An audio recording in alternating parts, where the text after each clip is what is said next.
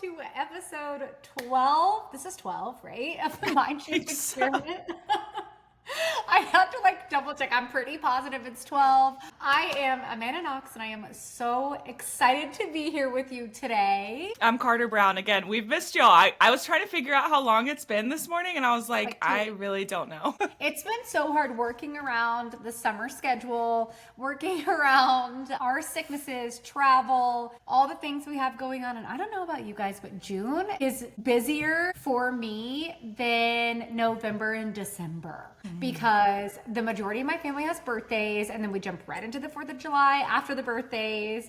And there's usually traveling involved in one of those months. And it's just it is chaos. And my oldest son turned 13. So I have a teenager, which is insane. Insane.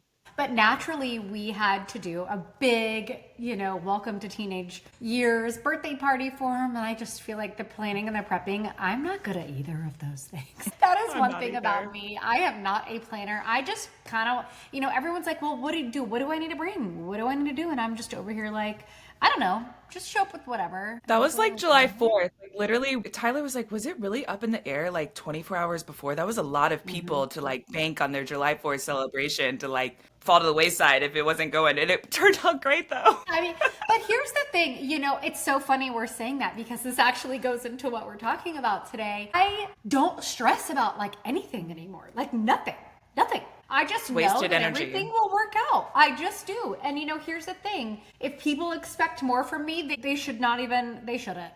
Because, and luckily I don't even feel that weight or responsibility from other people. And maybe that's the group that I surround myself with because everybody kind of collectively knows hey, we've got a great location to hang out. We're all going to just collectively come in together to make sure everything works out. And we pray for the best. And that's what we say. And every single time it works out so beautifully and so perfectly. And the best advice I can give people is stop stressing. People don't give a crap if your party is Instagram worthy. It's the people you're surrounded by and the food and the fun and okay, it's funny because I actually have something to share about that because I just had Poppy's first birthday party. She turned 4, but it was her very first party. And I actually said to Tyler, I said, we didn't do anything for their her first, second, third birthday. And looking back, I think that it was twofold. I didn't want to keep up with the Joneses, but I was also super depressed. Yeah. And looking back on that, it made me really sad that I was that down in the trenches that I didn't even want to spend the time planning for that because in my mind, I'm I've got to make it Instagram worthy. I have to make it memorable. I have to make it for people who want to come. And then I'm so glad I never stressed myself out with putting myself in those positions because when I finally planned her 4th birthday party, it was so easy. It was so go with the flow. I wasn't forcing it. I was sure, did I want one of those $400 balloon arches? Actually, no. I really kind of did it because I was I could spend money on somewhere else where it's actually going to make a difference. I don't care if people are uploading that they came to my party or not. I just want you to celebrate my kid. That's all that I want. Well, not only that, I notice when we have events and parties, I completely disconnect. I don't even post it on social media. I don't get on social media. For me, it's really about being in the present moment. And that's so important, especially when it's for your children. So even worrying about what it looks like on social media, we live in a fucking delusional world if that is a worry at this point, which we actually kind of do. I mean, everybody thinks they have to document everything in their life, and it's funny because I am somebody who is a very private person, but you would never know. Most people have no idea what I do during the day, but just based off of the tiny snippets that they see, they assume, but most of the time they're incredibly incorrect because when I'm doing stuff, when we go out and we go shopping and we go to lunch, we don't document it. We literally just hang out. We hardly have any pictures together because we're so in the moment. Every time we're oh my God, we got nothing. We actually did not document it, but it doesn't matter because who do we need to tell that we just had the best day ever together? At the end of the day, the only people it means anything to are you and I, besides somebody going, oh my God, that's cool. They hung out. I wish they invited me, something like that. Anyways, it's so funny.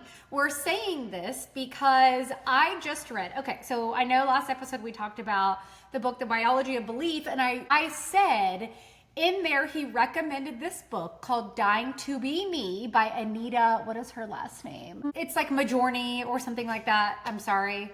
I don't know. Is this the and I NDE cannot book? find it. So yeah, it's called Dying to Be Me. And I'm going to tell you a little bit about it, but I'm also going to recommend everybody read it because it's wild. I've literally been processing it. And it's hard to really put into words the understanding that I personally took away. And I'm going to get into it, and I even talked about this on Instagram this morning. It's funny because you can take two people in different places in their lives, or even a very similar place in their life, and they're going to take away completely different things from a book. For me, my takeaway of the telepathy tapes, you were like, I don't even understand how you like took that away from God it. to Jesus. But, right, where I was just like, that's what, like, my mind or my RAS system was like, this is the point that this is what you needed to hear. And, this is what I needed to hear to go to my next phase, which, okay. I'm going to get into what this book is about really quick because I feel like I could talk about this forever. Now, I will say something that really impacted me is this book didn't add more to my spiritual enlightenment list. It actually took it all away. It relieved it and removed things from my chest. And it reminded me that the entire point of life isn't to perfect every detail, to be the most spiritual, the closest to, enlightenment or alignment or God, or avoid every risk, or live the cleanest, most non-toxic life, or anything in between. It reminded me that the point of this human experience is to actually experience it. So, but the book, Anita, she was diagnosed with, I have notes because I have to make sure I remember this. She was dying and at the very late stage of lymphoma. And doctors told her family she had hours to live. Her organs were shutting down, completely. They couldn't wake her up. And while she was unconscious, she didn't realize she was unconscious. She had a very powerful realization that she had spent. So basically what it is, she's in this coma state. Her organs are shutting down and the doctors are like, she's got hours to live. There's literally no way to come back from that. She is in full organ failure. And she's like, I'm listening to them going, I'm awake. What are you talking about? I feel great. She's screaming at them going, what do you mean? I'm not dying. Why are they giving up on me? And she's like, I saw my husband hold my hand. And she remembers these very specific details that she was able to tell people afterwards. And everybody was super freaked out, which you hear this in coma states. You hear this in NDE stories and things like that. But while she was unconscious, she had a very powerful realization and experience. And again, I don't want to ruin the book because I really want to encourage everybody to read it. But she saw her deceased dad and best friend who had died from cancer before that. And the biggest takeaways, and this is what really impacted me, is she realized she had spent her entire life shrinking, pleasing, and worrying what others thought. And that shrinking, that fear, that anxiety, and that worry created the cancer. Wow. And the dis-ease in her body. So while she was on the other side, she was given a choice. If you go back, you can go back. And at first she was like, no, I don't want to. That body doesn't work. Why would I go back to that? I don't want to go back. She's like, I don't know how to describe it, but it felt so much more real. It felt so much more at home in this other realm than it did in my body. And she's like, I don't want that body. That body's broken. I don't want that. She hasn't been able to walk, all these things. And so, she ended up making the decision to come back, realizing that she didn't know how she would tell her story to impact people. She just knew that it would happen. And she knew that ultimately she didn't need to chase anything. And there's a really cool bottom line story that I cannot wait to get into with that too. Here's what's crazy. She came back and within weeks, her cancer was gone and her body was fully healed. And everybody was like, there's no way. Weeks. Yeah. Wow. Completely cancer free. And it's crazy because she came back knowing, and she goes, I knew that I would be totally fine. Yet the doctor still insisted in order to discharge me to pump my body with more chemo and do all these very toxic things. She goes, but ultimately I let them because I knew they needed to do it for themselves, that it didn't actually matter because I knew I was healed. I knew I would be fine no matter what they put in my body. And the takeaway from the entire book is that suppression, fear, and people pleasing had been affecting her body more than she realized. And, you know, she was raised in, I think it was Hindu. She Indian, but was raised in China. And something really powerful is, you know, they, in their culture, they believe the women cannot have like jobs and they cannot do this and that they need to be marriage worthy and that they need to be, you know, X, Y, and Z for their culture, and that basically women are second. Like they are not, you know. And so she developed this unworthiness her entire life from childhood. And in her near-death experience, she realized it was that created this disease in her body that gave her the disease. And what's wild is that she was healed and she made it her mission to help others see that it is not about avoiding disease. It's about choosing to live fully and unapologetically. And the entire takeaway I took from the book was authenticity, living in alignment and authenticity, that full embodiment of who you want to be. Because one of the things she wanted to travel, she wanted to be successful, she wanted to do these things. And her culture was like, no, women aren't supposed to do that. We have to choose a husband for you and you're just basically supposed to be a good wife. And she's like, well, you know, I don't want that. I don't want that. Like the story is just absolutely incredible. And I cannot say enough incredible things about it because, you know, when you really look at people pleasing and all this, like it's a trauma response. And if you are a people pleaser, it is important to watch your body and to really take note and kind of check in with yourself, because if we are not living authentically and we are doing things to people please and in a way that doesn't feel authentic to us and that doesn't bring us ultimate happiness, our body keeps the score. We literally hoard it in our body. And you know, something really powerful that I walked away with is she said, I stopped chasing everything.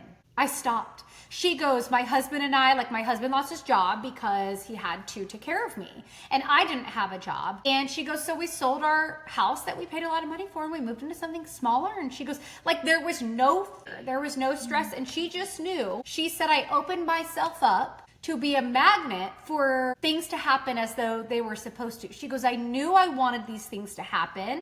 And when I tried to chase it, it didn't work. And so I realized, well, if they're meant to be, they'll just come to me. And there are multiple scenarios as to which this happens, and she gets into later in the book. There is a chapter, I think it's chapter 17. I cannot even remember the details of it, but it was just so good where I was like, if there's one chapter that you read, like it needs to at least be that chapter, because it was just, I want to go back and re-listen. And, you know, I have notes that I have really documented through the journey of this book, because I feel like for so long, and I know you can relate, Carter, I have been living the last 13 years of my life in not fear. I don't fear life. I don't fear death. I don't have fears that a lot of normal people have. But what I've always feared is toxins in food, toxins in everything, chemicals in everything, food. I really want to harp on food, okay? But the toxic lifestyle and the conspiracy theories and the rabbit holes and all of these things have consumed me. You know, I would be, quote, I would have been labeled as a conspiracy theorist. And, you know, on the 4th of July, I was asked a question and I had an aha moment where I've had a lot of aha moments from this book, but where someone asked me, she's like, so what rabbit hole are you down right now? And I said, no, I don't subscribe to that anymore. I said, it doesn't matter. I said, because whatever I give my attention to and my energy to, I'm going to attract. And so I said, I choose not to even subscribe to that. So I said, I'm not up to date on any conspiracy theories or any horrible things happening in the world. I try to stay, like I am up to date with like basic natural disasters, right? And I send my like healing and love towards them. But I also know I can only do so much, and I try to control that because you and I, we are empathetic. And when things like that happen, it's so easy to let it affect you and drag you down, but it's also great to look at it and utilize it as a tool of going, you know what, like I have health and safety in this moment. And last night I was laying in bed and it hit me, life is fragile. We as human beings are in such a fragile state. I got kind of consumed on some things last night where I'm watching all these crazy accidents. Like this woman got her tongue taken from cancer and had a trach. And in my mind, I'm like, that doesn't, like, I don't even want to survive that. And then I'm like, wait a minute, like we have, what a beautiful gift that I have to be able to have everything functioning, to have everything working. You know, we let little things take our joy and steal our joy, whether it be other people or drama or pettiness or BS, but that's not the point. We're letting things take away our attention and our happiness and our joy. And instead of staying in authenticity and alignment, we're sitting here scrolling or comparing ourselves, and we're doing all these things. And we say, you know, oh my God, I want this. I need to take advantage of this life. I need to go hug my kids tighter. And then we get back on our phone after we say that, and instead of actually living in that moment. And so, you know, how do you put in to words such profound, deep understandings that I feel like are just translated so personally based off of your life experience thus far? Wow. I mean, I need to buy the book. I'm going to read it on the airplane. You have to. I have to now. It is. I will say the beginning is a little repetitive and redundant, it feels like, but there are reasons she goes into the details that she does. And you find it out eventually, but at first you're kind of like, I don't need so many details. Why are you giving me I so love many? the details. I love the details. I'm like ADHD. I listen to things on 2x, 3x speed. If I can go to 5x, I'm gonna do it. But I don't need the details because I know, like, my brain can figure out the details when you tell me the bits and pieces that I need to know. I need to know, like, if you just give me the 4 main points, I can compartmentalize and put them all together. You don't need to give me all the details. That's why I think, you know, a lot of people with ADHD get bored in conversational stories really quickly because we already know what you're going to say. We actually figured out the story you're trying to tell us at the very beginning, but it's now 15 minutes later. Cruz, my youngest, he tells really long stories. Long stories, very long every time. And he told me the longest story. And I said, Bubba, you know, you could have told me that in one sentence. And he was like, really? I said, let me teach you how to do it. Let me just teach you how to do this. Oh my gosh. Okay, so I know I've been talking a lot, and interrupt me if you have anything to add, but I want to go. I'm just absorbing it all. I think it's so amazing. Yeah. Well, I want to dive into more of these teachings because I'm trying to figure out how to word them, if that makes sense. Because what I will say is, you know, I have spent the last couple of years really diving into, I've spent since 2017, diving into trying to grasp and read all the books and understand all the ancient teachings and all the things, find God, get close to God, you know, do all of these things. And it's so funny because someone made a comment to me not long ago and she was like, you'll find the beauty in religion. You'll find the beauty in every book. You'll find the beauty in all the teachings when you understand that that's not the point at all. And I was just like, what does she mean by that? Like, she's like, you'll realize there's beauty in everything. And I was just like, I mean, okay, but anyways, I got to fill my mind with knowledge now. So I don't know what you mean. When people are living their most authentic self, sharing their most authentic stories, how they got close to God, it makes you closer to God. And again, I wanted to touch on what you said about like the point of this is to experience, to be our most authentic self. And that is when we get closest to God, feel closest to God. You know, actually Tyler said something to me last night, like I've shared this before, suffering from kind of like having money be an idol for him right now. Like we are in no place to be freaking out about money the way that his mind is making him freak out about money right now. And for me, what works for me and quelling this anxiety is like, I use the power of Jesus's name. And I told him, I said, you need to rebuke the feeling that you're feeling right now. I don't care what people say, there is some sort of power behind Jesus's name. And he's like, well, I need to spend more time in prayer with God. I need to spend more time in the word and God. I said, hey, I am proof right here that all I did was rebuke it and spend time in prayer and meditation and being in God and living my most authentic self. That is such a lie that you need to spend more time in the word to get out of what you're thinking right now. I have not spent time in the word the last 5 years developing the relationship with God that I have, but by not leaning on the Bible. Yes, I do lean on the Bible in some cases when I love to read beautiful Psalms, Proverbs, things like that, Jesus's actual words. But that is such a conception that people think that they need to get rid of this anxiety, get over this hump that they're in, the ego, Satan, enemy, whatever is fighting in your brain, and you just need to spend time in the Word. It's like, no, you literally just need to talk to God, and you need to figure this out, and you need to rebuke this and say, I am done living like this, audibly and with authority, because we have authority behind our voice and behind our words. And his ego and his pride is holding him back. And, can I say something on that one? Because I feel like it's so funny you say that, because I hear so many people say that I'm not spending enough time in the Word and with God, and that the devil's coming after me for it. And I'm just like, when you have that thought process, you do everything you do, and every decision you make and how you treat people is based off of fear and fear alone. That the devil will continue to come after you, that Satan will continue to come after you. And it's just like, that right there is living in the utmost inauthentic place you could ever live, fearing something your all-knowing, all-loving God would do to you because you're not doing enough. Enough what? Like, right. For me, I cannot even grasp that mindset, because my God, that truly loves me, would never allow that. That just doesn't even, I don't even grasp that understanding in any capacity. I don't understand that. But I don't understand that. For me, when I was told, oh, you just need to spend more time in the Word, you need to do this, you need to do a Bible study. And I would open up my Bible and I would do it. And I think I spent about 6 months trying to give this a good effort a couple years ago. Like when I was working out, I was listening to a Bible app. It was like a Bible study app. And I enjoyed it. I enjoyed what I learned. But my intuition kept on telling me, you're forcing this. You're doing this out of obligation. And I was like, you're right. I am doing this out of obligation. And so I stopped. I just was like, this does not feel authentic to me. I want to open up the Bible because I feel called to, not because I'm obligated to. And you're right. My God definitely would not say oh, in order to be closer to me, in order to have your anxiety to go away, you have to open your Bible. It's just, that doesn't make sense. Again, Jesus didn't say that. Jesus didn't say that.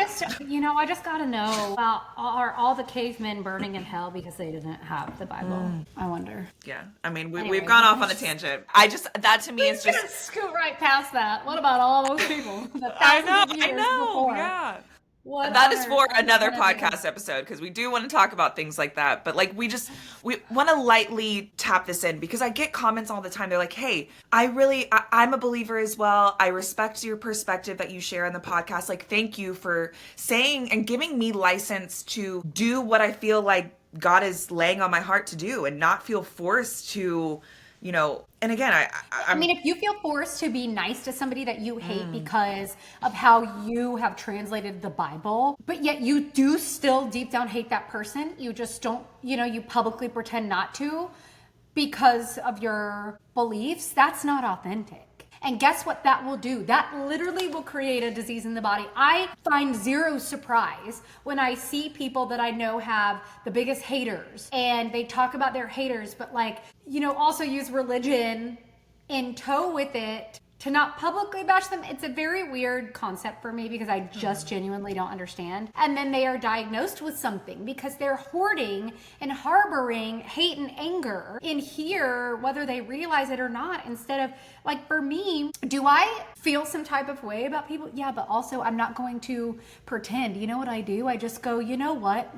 How would it be if I didn't know they existed? And then be there. Because at the end of the day, that's where I'm at. But I also know that ultimately we are all one. And so I try to hold that empathy of okay, if this is me in some kind of, in a different form, experiencing a different reality, learning different lessons, there's a reason for it. So then there's empathy that literally removes the harboring of the hate and the frustration. And we're human, having a human experience. I think these feelings and emotions are normal. And our ego is what constantly is getting in the way, telling us, oh, we're better than these people because we're more religious, or we open our Bible more. That is the most inauthentic, anti-Jesus teaching I've ever heard in my life. And I see it and a the lot. thing is They'll say, God's telling me that. God's telling me that. And it's not God. Performative holiness. I mean, if you do not know what that means, 10 out of 10 recommend Googling.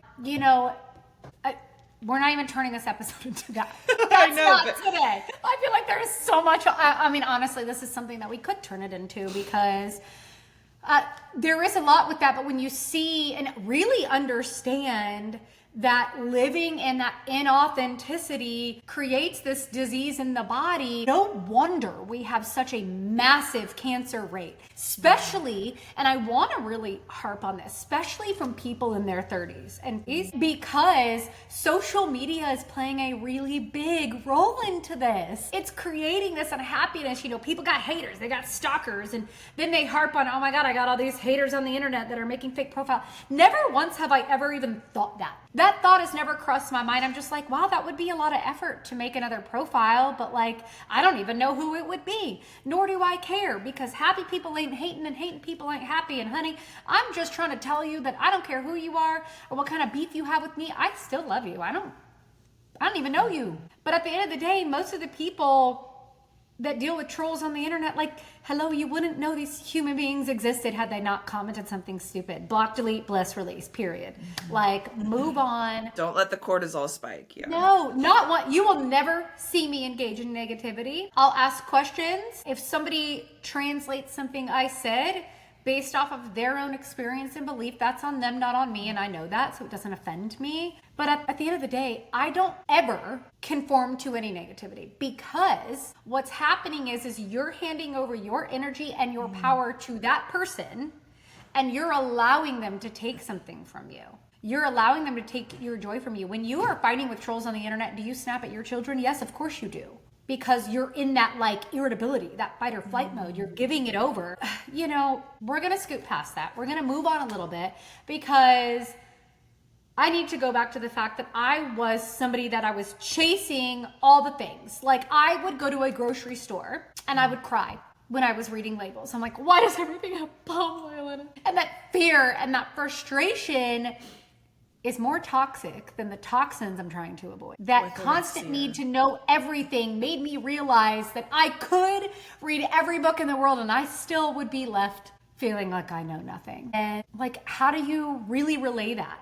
How do you relay that our fear against things create disease instead of the things we're fearing themselves? Yes, okay, right? There's two sides of a coin here. Because yes, I mean, if you eat McDonald's every day, knowing, here's what the biology of belief taught, is if you are knowingly doing something that's harming you, you will create problems. If unknowingly doing it, it's completely different. If you are aware that the food you are constantly consuming is horrible for you, but you're still constantly doing it, you are creating a problem. But if you genuinely do not know, that ignorance is bliss is kind of playing into effect here, then there's a completely different science behind it. But the moment you know, it switches. And that's where epigenetics come into play. And I love that we had somebody comment that that is pseudoscience. And I'm like, babe, literally a scientist, Dr. Lipton, actually, a biologist, a scientist, wrote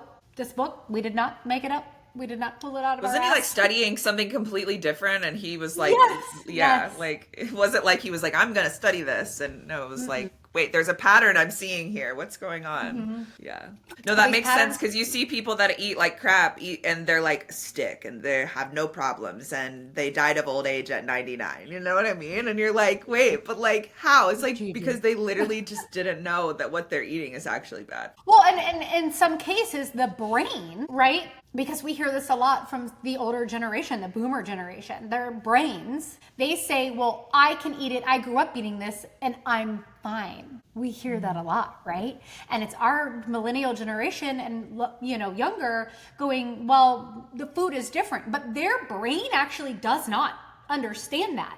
That is why in a lot of cases, you're seeing them say that because they genuinely believe that. And honestly, I think that's helping them. They have that innate belief. Anyways, I just thought of something that it makes you wonder. Like, I thought about the lady who won the case against Johnson & Johnson with the baby powder. She would, up in her area every day, and then she got some crazy cancer later in the day. I'm like, she's not the only person who was putting that up every day up in her private parts.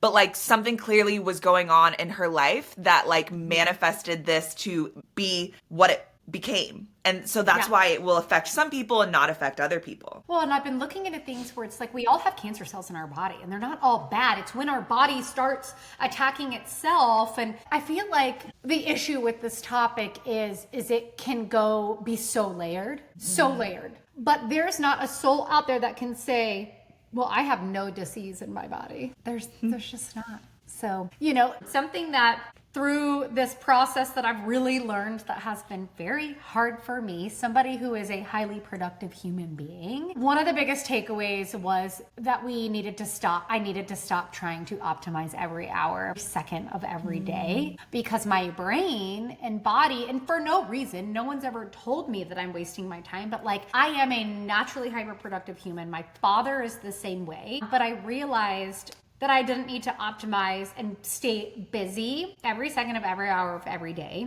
And for me, that is my main form of control. That is how I control my mental stamina, my outlook on things, if you will, that like if I have a day where I lay by the pool, I'm like, I didn't accomplish anything. And now I'm like, oh my gosh, I was today. I just got to be. I got to experience the entire point. And look at that flip of the script. And that is the realization that I've come to. It's that when I go out to eat, I don't need to fear. I can get whatever I want. I don't need to fear it. Fear it cooked if in I want a canola glass oil, of wine, whatever. I don't need to fear. Like, some things are unavoidable too, right? We really strive to live this perfect non-toxic lifestyle, but what we don't realize is like our furniture is mostly toxic. Our wallpaper and our paint and the wood treated in our homes. But we don't harp and stress on those things so they don't affect us as much. It's the things that we really, really stress about. Now, here's the thing at the end of the day, I love my body. I eat the way I eat because I genuinely enjoy it. I love how I feel after. I do, but I love my mental state at the same time, just as much of not fearing and having that ultimate stress, right? Living in that authentic enjoyment and not the fear is what will prevent you from getting sick. There was an example that I wrote down where it said, fear of food creates more harm than the food itself. And that is what it clicked for me when I realized that. And I realized that even before I read the book, but the book clicked it. It clicked. It really made it click. So, well, I'm sure there's going to be someone who's listening and they're like, well, I hardly ever eat out. And when I do eat out, I feel like crap. And it's like, well, did you go into that thinking, for sure. Yeah. Knowing this food is going to affect me. That you were basically foretelling the situation for yourself. Oh my God, you're right. Well, and if you know, oh my God, if I eat this food, I'm going to feel like crap. You go into it knowing, yes, of course you will. You are the creator of your reality, baby. That is what you are doing. No, I literally did that the other day. I was stubbing my toe everywhere. I was dropping stuff. I was like, gosh, I'm having the worst day. And I was perpetuating it. And finally I was like, oh my gosh, I am literally creating this yes.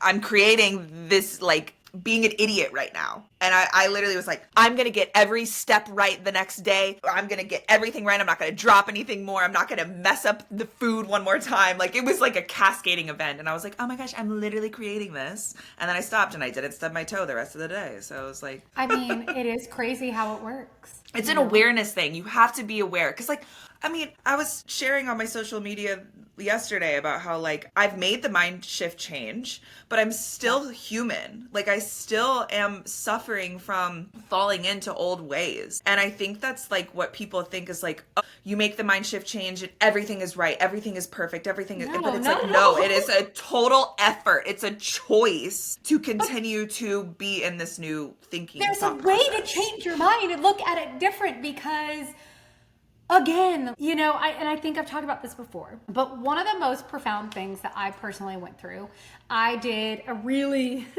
intense mushroom ceremony. And one of the main takeaways was I said, wow, I hope I really have such a good, beautiful life. Because for a moment I thought I was dead reliving my favorite moments. And one of my things was, wow, I hope I'm not dead so I can really enjoy every moment, the good, the bad, the ugly. And it creates a whole new perspective, right? Because you can turn every bad moment into a beautiful moment. I mean, okay, right, there are boundaries here. Again, we are human, having a human experience. There is a reason we go through the things we go through. And I think the entire journey is about the realization of like, I think that we signed up for what we did. And the journey is to experience the things that we chose to experience and have these realizations and these come to Jesus moments and to embrace them and the beauty of them. And I don't know how else to explain it that way, but you can look at all these bad things and harp on them and have a bad day, or you can look at it and go, that happened to me for a reason. I don't know what it is, but cool, and move on. I was thinking about that yesterday. We were hit with like an unexpected like $2,000. I was caught with I had the trickle of like worry and a little anxiety come in. And then I thought, I am appreciating this moment because I know in the future when a $2,000 unexpected bill comes across, we're going to be like, ain't nothing. I'm not going to have the anxiety to call my husband and be like, hey, we have an $1,800 bill we got to do, Like, I know a lot of people are resonating with that. It's hard right now. Like, it is really tough times. But I know that there will be a time where this ain't no thing. And I can look back and think like, I knew this was going to happen and relish in that. And so that's what kept me going yesterday and helped me get out of the funk that I was in. I was like, I know that this is not my forever. And this is just a part of appreciating what I know is mine. Yeah. It's called The Pendulum Swing. There's a book called Stalking the Wild Pendulum, and I think I've talked about it before, and it is something that I feel like will go over majority of people's heads. It is a complex book that will make you feel like, what the hell am I reading? I had to read it twice. But it explains how things work like that. Like when it's this pendulum swing of life. It's the ebb and flow of sales. It's the ebb and flow of the good, the bad, the ugly, the beautiful. It's crazy because it's how things work. I mean, yeah, what I was telling you last weekend, the upstairs AC stopped working, the toilets were clogged, our septic tank is doing something weird. There were a few things where we were like, why? Like, what on earth? But we just had to look at it and laugh. And then, my husband's trying to unclog a toilet, and then the Drano spews from the toilet up the pipes to the sink and ruins my very expensive mirror. And, I could have gotten mad, and instead I was just like, okay, well, no big deal. The mirror still works. I mean, it just looks a little dirtier than usual, but I could probably replace it with something at Home Goods. So instead of worrying about it, it is what it is. I remember breaking a vase when I was little, and I mean, my mom's reaction, I'm sure it was an antique and nice and maybe from family or whatever, but her reaction has caused me. So when those types of things happen with my kids, I just say, I take a deep breath and I'm like, accidents happen. And like now Poppy repeats that when like I spill the milk or do whatever, like her immediate reaction is accidents happen. It's okay. We can replace that. And I'm like, thank God I am breaking the need of having the cortisol spike, the need for being in fight or flight, because all of these things are temporary. Everything is replaceable. Well, things except are us. things. Oh Yes. my God. Yes. Yeah. We need to stop. Here's the thing, and I want to say this because I like things, but at the end of the day, my only reason for allowing myself to buy things when I want them and things like that is because I've also developed, it's a reward for myself because I've developed the mastery of having no attachment. I literally could sell and walk away from everything and live in a hut with my family somewhere, and at the end of the day, I still will be just as wealthy because I will have my family. And things are just things. They can be destroyed. Like, look at the natural disasters in the world. They can be destroyed like that, and no one's going, oh my God, I lost my things, my designer bags.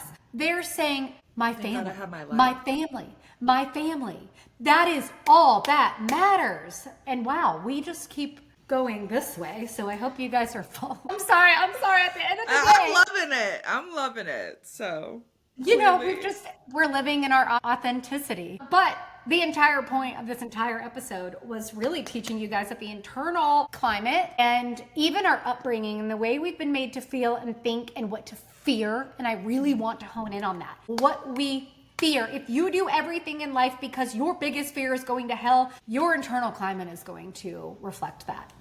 Okay, it's not just what we do or how we eat or how we pray or if we're doing things the right way. Like, this is so much deeper than we realize. And it's really about living in authenticity. And if you're treating everything like, if you're doing everything you do out of fear or treating things like it's a problem and living in chronic fear, even about wellness, right? That's the real stressor on your body. Because the nervous system and belief loops, they do this. That illusion of identity, they do this. How identity and emotional safety affect your physical health is the entire point of what we're saying right now. So, so many people live, this is gonna be good. So many people live like the other shoe is about to drop. How often do we hear that? I constantly feel like the other shoe is about to drop. I feel like my luck is about to, like I'm about to run out of luck, like that kind of idea. I was actually watching a show last night that was saying, it was like, our luck is about to run out. And sure enough, their luck freaking ran out, but it's a show. Yes! But I mean, yeah, like literally, yes. That is not good for you. If you are constantly living like the other shoe is about to drop, baby, it is. It's going to. It is not if, it will. It is when, because you have manifested that reality. People are always expecting the valley after being at the peak. Like, now my peak is always, like, that's my mentality. I'm staying at the peak and my peak is endless. I'm not going back down in a valley. Because it's a choice, because the valley can happen, but not in your mind. The valley can happen in your physical, but in your mind, you're like, I'm good. Like I talk to people all the time when they go through like their hardest times and they have like this great outlook and they have a smile on their face. And like you, not in their shoes, are like, how are you like seeing the good in all of this? And it's like, I have to. Like, I literally have to. Like, when I broke my leg and I was bedridden for a year, people are like, how did you spend so much time, like 9 months in a bed? And I'm like, well, it really couldn't have happened to the better person because I freaking love TV. So I love to be in bed too. I mean, honestly, I love to bed rot. I know, right? I'm like, what are you talking about? But yeah. You know what? I know this doesn't go with what you just said entirely, but this is something I've been going through that I feel like is a really profound thing that I could talk about right now, because I'm looking at my notes and I'm going, where you put your attention amplifies. And I want to say something crazy. I had developed this internal belief, this mental belief that I no longer had Hashimoto's. So I stopped taking my medicine, which was desiccated thyroid, by the way. It was desiccated pig thyroid. And it wasn't even the right one. I literally have been winging my thyroid for years, right? I had a doctor tell me my life was in the most stressful state it had ever been, financially, physically, mentally, and my body was keeping a score of that. But I wanted something else to blame it on. So I found something to blame it on. I was like, well, it must be my thyroid. And guess what? I created that reality for myself. So I got on thyroid medication. And then I hit a point in this past winter, early spring, where I was like, or this past winter, I was like, everything's good. Like I don't have a thyroid problem anymore. I stopped taking my medicine. Everything stayed great. I decided to go ahead and get blood testing to do like a full panel, just being in my mid to late 30s, wanting to make sure I'm doing all the right things. I take a lot of supplements. I do a big supplement regimen, and that's not necessarily, I've just been going through a lot of unlearning things lately because I'm taking nothing right now except Oliveta internals and NAD and glutathione. So just to say that.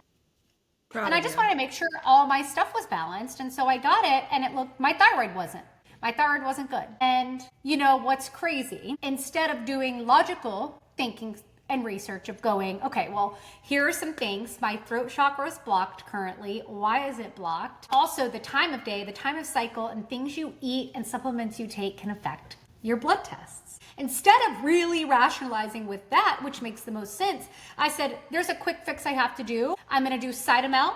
I'm going to do a drug. For a little bit, I'm going to wean off. I'm going to get back on a desiccated. I didn't start putting things into play. So I started taking Cytomel.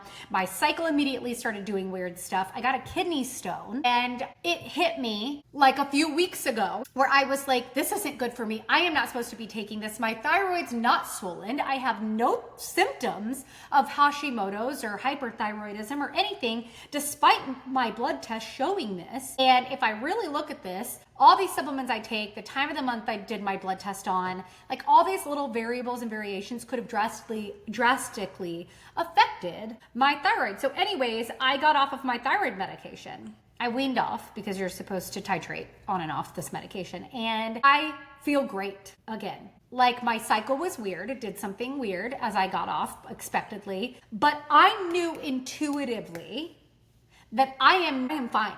I do not have a thyroid problem. Why would I take something when I am positive? I actually don't have that issue because it's counterintuitive. I'm telling myself I don't have an issue while I'm treating the issue that I don't have. No. This isn't what so I was like, this isn't even an experiment. I know for a fact I do not have this and that I am fine because I have zero symptoms of it, and an off blood work test doesn't mean shit. It doesn't mean anything. Well, it's funny that you say that. Our next guest, she actually talks about blood tests and says they're shit. Like they really are not an accurate way to no. Anyway, I just wanted to put that out there. That's very interesting that you came to that conclusion yourself too. I did. I came to that conclusion, and it's funny because, you know, I've had people be like, "Oh, good luck with that." Like that's kind of dumb. Like, and I'm like, you cannot see my thyroid, okay? Like, but I do not have any symptoms. If I was crashing every day, my thyroid was swollen, I was hella inflamed, my hair loss is insane, it'd be one thing, but I feel good. I have energy. I sleep good at night. Like, there are so many things where I'm like, why am I on a drug, like a hard drug, for something when I don't even have symptoms for it just because one blood test said. Wait, I am just having this realization. You have not broken out in like getting flushed and splotchy in a really long time. No. And like, because I'm not angry anymore. There's like no fear. The fear is gone. The anger is gone. It's been completely lifted from me. I have none of it. You know, you want to know what's crazy? On my way to Dallas, I was pretty positive our plane was going to go down. It actually did this thing twice where they lost complete control of the plane. We went down and sharply to the side twice. And I just sat there and read my book, The Holographic Universe, while the guy next to me is freaking out. And people are like, what the heck? The flight attendant's in her seatbelt. We couldn't really walk almost the entire flight. And there was absolutely no fear because I was like, well, you know, in my mind, I'm just like, I mean, I can't do anything about it. So why fear it? And that was just such a big testament because I'm like, you know, I mean, what an interesting way to go out, you know, like a plane crash. You know, that's kind of cool. I mean, not that that's funny. That's not funny. But for me, it was another aha moment of proving to myself, like, okay, I've really tackled fear. And do I still have fears and worries as a parent? Hell yeah, of course I do, but not for me, you know? And so something that it's put so much perspective in my life because, you know, I realized a lot of the things we fear and really stress about are embedded into us as children. And I know we've talked about this before, but like if you constantly tell your children how dangerous something is, they're going to develop fear and anxiety towards those things rather than letting them learn and experience themselves. I mean, the best thing you could ever do for your children is allow them to have dangerous play. Now, is there a limit? Absolutely, obviously. But, you know, a lot of our fears stem from fears we were given as children. Yeah. I mean, then there are they watched their mom having anxiety on an airplane, and then they developed anxiety on flying on an airplane. Mm-hmm. Yeah. And that's, I mean, like when you are in the midst of danger, like you need to be that pillar and strength because your kids are watching you, because how you handle something is how they're going to handle it in the future. If you cripple, like you watch, oh, there's a hurricane coming. Oh my gosh, we've got to get in the basement. We got to do all this. That you are not breaking that cycle. They will continue to do that with their kids. Whereas if I was really under the threat of a hurricane, I'd wake up my kids, hey guys, we're going to go have a fun time in the basement right now, and we're going to play some games, and there might be some loud thunder happening right now, but we are safe and we're going to go have so much fun. And they'd be like, hurricane what? You know, like we create that. We create that. We establish whether they have an anxiety or a fear later in life. You know, I mean, it's really a profound understanding coming to these conclusions. And it's cool because you guys get to watch a lot of this in real time. And, you know, the things that are hitting me the most is where we put our attention it amplifies. So even when you think you're just being informed and you're living this non-toxic life, like you'll see me on social media. I'm looking for natural fiber clothing. You guys, I'm doing it for fun. I love it. Like I understand frequency now, and I want to put that on my body to resonate with my frequency and my energy and these kind of things. It's not new age, it's biblical. Thank you. But you know, there are so many understandings that I have now, and everything I do, I'm doing it because it brings me the ultimate joy, not because I've gone down some rabbit hole and I fear clothing. Like I still will wear my Lululemons while I wear a wool sweater, but at the end of the day, I have the knowledge and understanding of what certain things can do. And so where I put my attention, that all amplifies. And I feel like that's just a profound lesson and a teaching. You know, when somebody's a hypochondriac and they're constantly putting their attention on being a hypochondriac, they are going to develop an illness. It's not if, it's when they will develop an illness. And, you know, I've really let go of being performing ultimate health to just really living now and eating well because it makes me feel amazing, moving my body because I want to, removing anxiety from wellness and not stressing about it. Like that is the profound shift. Can y'all be quiet? All right. So I made that realization with all the supplements too. I like, okay, we'll be talking with our next guest, Kaylee, about Zeolite and TRS spray. Like, I intuitively stopped taking that in 2020 because I was like, this just doesn't feel right. And then later to find out that, like, basically you're eliminating heavy metals by dosing yourself with heavy metals. And, like, 10 beef liver capsules while I was pregnant and all that. And I'm like, this doesn't feel natural. This doesn't feel right to me. And come to find out, if you overdo the beef liver, you can mess with other things in your body and then it can put you all into whack. Like it's almost like this healthcare, the wellness holistic space is almost as bad as big pharma. Yeah.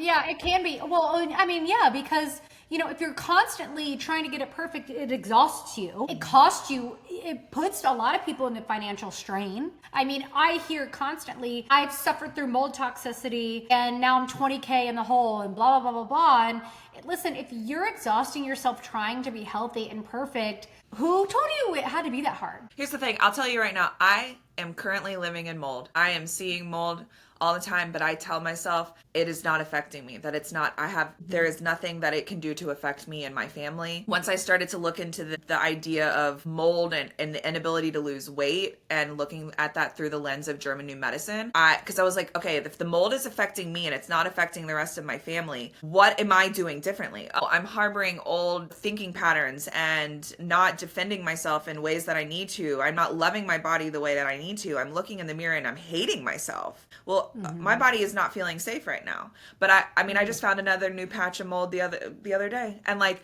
I have a tinge of like, gosh, but then I'm like, no, God knew. Well, you know what's crazy? Black mold exists everywhere. It exists in nature, and humans weren't meant to be just living in boxes. We weren't, but we would be, no matter what our living conditions would be, we would be exposed to black mold. I mean, there's just like no way around it. Mold is older than we are, and it has evolved because we've evolved the way we have. And, you know, yeah, I think the fear and negative connotation, not to say that there isn't validity in mold toxicity. I'm not saying that in any capacity. But what I'm saying is our knowledge and understanding of mold and the fear and the danger around it can hyper perpetuate it for sure. Hyper perpetuate the symptoms and just keep going. I mean, there's so much more to this than we realize. And I cannot wait to get into that on our next episode. I cannot wait to start diving into more things. Listen, if we lost you a little bit here, I know today was all over the place, but it was needed and it was authentic, and you're welcome, and we love you guys. And we will, in fact, will we see you next week? We won't, because we will be on vacation, but we will be seeing you the following. Bear with us. It's been a wild summer, but we will see you very soon. And our next episode will be insane. So good. So stay tuned. Bye. Thanks, y'all. Bye. That was great.